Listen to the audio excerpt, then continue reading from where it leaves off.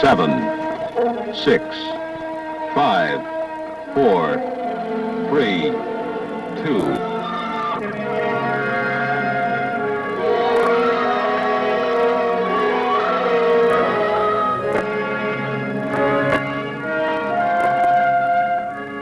In 1904, atomic weapons testing.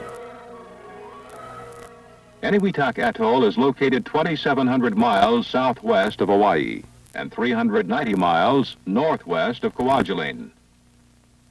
It is a typical coral atoll with a lagoon about 25 miles in diameter, surrounded by 40 islands. Before relocation, the Eniwetok people were divided into two communities. The Anjabi people lived in the north, and the Eniwetok people in the south. The people were relocated to Ujilang Atoll, 124 miles to the southwest.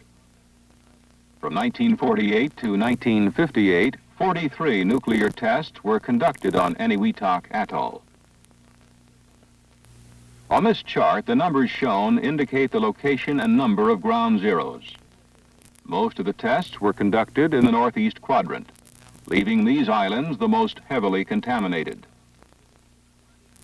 During the 1972 Micronesian status negotiations, the Eniwetok people, whose population had grown to over 400, became more insistent for return to their native land.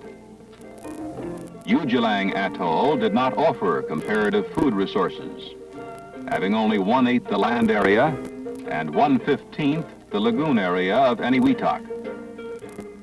In April 1972, Ambassador Hayden Williams announced the U.S. would return jurisdiction of the atoll to the Trust Territory of the Pacific Islands government for eventual resettlement of the Eniwetok people after its cleanup. In July 1972, the Defense Nuclear Agency was directed by the Assistant Secretary of Defense for International Security Affairs to initiate planning for the project on the basis that the Department of Defense would conduct the proposed cleanup with technical assistance from the Atomic Energy Commission. Later, a directive issued by the Joint Chiefs of Staff, designating the director as the DoD project manager for the cleanup. In order to properly plan for the return of the Eniwetok people to the atoll, it was necessary to conduct both an engineering and radiological survey to determine existing conditions. Based on these surveys, the DNA survey was concerned with the physical condition of the island. An inventory of the work to be done was made, and estimates were prepared of what it would cost to remove and dispose of hazardous debris and materials, including those with harmful radioactivity. The AEC Radiological Survey is a comprehensive inventory of radiological conditions. It provides the basis for recommendations concerning permissible residual radioactivity with related living patterns and proposals for acceptable sites and methods for disposal of contaminated materials. The Department of the Interior Master Plan shows where the people will live, the types of houses they will live in, and where they may obtain their food. Eniwetok is the most highly developed island and is free of contamination from radioactive materials. It has an 8,000-foot runway and is the only island presently occupied. Located here is a small DNA caretaker operation, as well as a marine biology laboratory under contract to the Atomic Energy Commission. A Coast Guard Loran station is also located on this island. Eniwetok Island will be the support base for the cleanup. Restoration of key facilities will be required. This will be a considerable effort since many of the facilities required for the cleanup are in an advanced state of deterioration. Some examples of structural debris to be removed are abandoned equipment and structures along the shoreline as well as on the island. These are safety hazards and may impede full use of the limited atoll land area by the Eniwetok people. No significant radioactive contamination exists on Japtan Island, where the people will initially reside upon their return. On this island, there are numerous structures and deteriorated buildings that must be removed. There are some buildings that are in relatively good condition, so they'll be left for use by the Eniwetok people.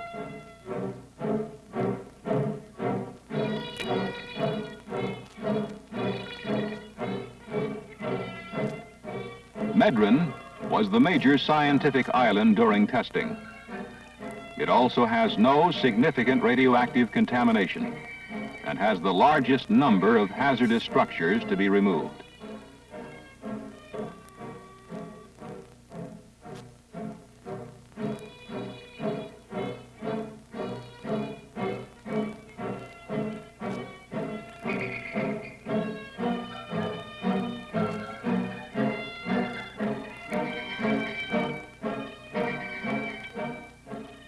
It is estimated there are some 125,000 cubic yards, or about 2,000 carloads of non-radioactive debris, and 6,300 cubic yards, or 100 carloads of radioactive material on the atoll, requiring removal and disposal. The Eniwetok people are intelligent and resourceful, but untrained and unskilled in the industrial arts. They have the capacity as a people to assimilate the skills necessary to perform many of the cleanup tasks. But they do not now possess the resources to operate and maintain the tools and equipment required to dismantle, stockpile, and dispose of the debris on the islands.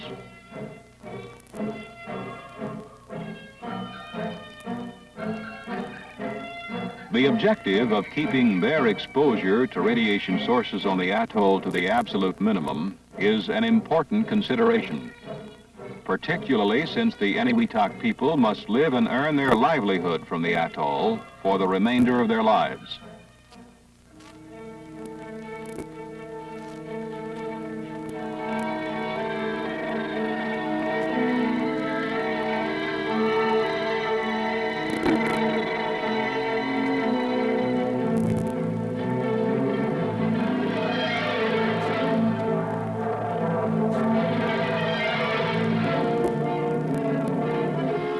Engebi Island was the principal residence of the Engebi people prior to relocation. The level of residual radioactivity prohibits their near-term residence here. Numerous concrete pads throughout the island must be removed, as they are obstructions to future agricultural uses. The AEC will begin test plantings as soon as practicable. This massive concrete test structure must also be removed. It is anticipated that the Engebi people may be able to reside on the island within 30 years, and perhaps as soon as 10 years.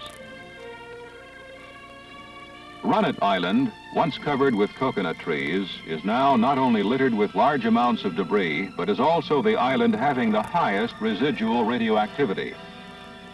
It is the only island which the people will be prohibited from visiting. The two craters will be used for entombment of radioactive debris collected throughout the atoll. The craters are approximately 300 feet in diameter and 30 feet deep at the center.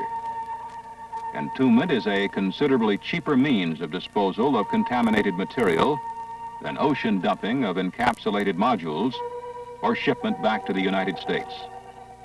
Entombment is expected to be more acceptable to the Environmental Protection Agency.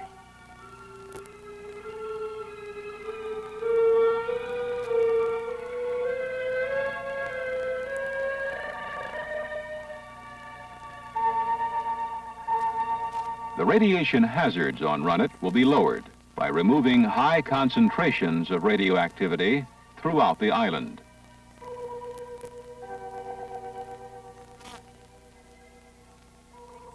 The draft environmental impact statement was presented in early September by General Johnson to the Eniwetok people, their legal representatives, and officials of the trust territory. It is the basic document derived from all the surveys, studies, and planning efforts. It presents the prime case for returning the Eniwetok people to their homeland, considering acceptable levels of radiation and living patterns. The Eniwetok people have played an important part in the development of these plans for cleanup and rehabilitation. After cleanup, the final condition of the atoll will impose some restrictions on its use. The people will be prohibited from residing on the northern islands, including Engebi. Certain restrictions must also be placed on types and locations of crops and gathered foods. The schedule calls for cleanup operations to last 2 years. Work will proceed on several islands at the same time. This approach is brought about by the high overhead costs in insular environments. We plan to use the Corps of Engineers as the construction agent, with a small DNA task group on site to coordinate and control the overall operation. At the time of our fiscal 75 budget request, the total cleanup cost was estimated at $37 million. It has since increased to about $40 million, due primarily to more stringent radiological cleanup criteria and overall increased cost factors such as fuel prices. DNA has requested $14 million in the fiscal 76 military construction budget to initiate the cleanup.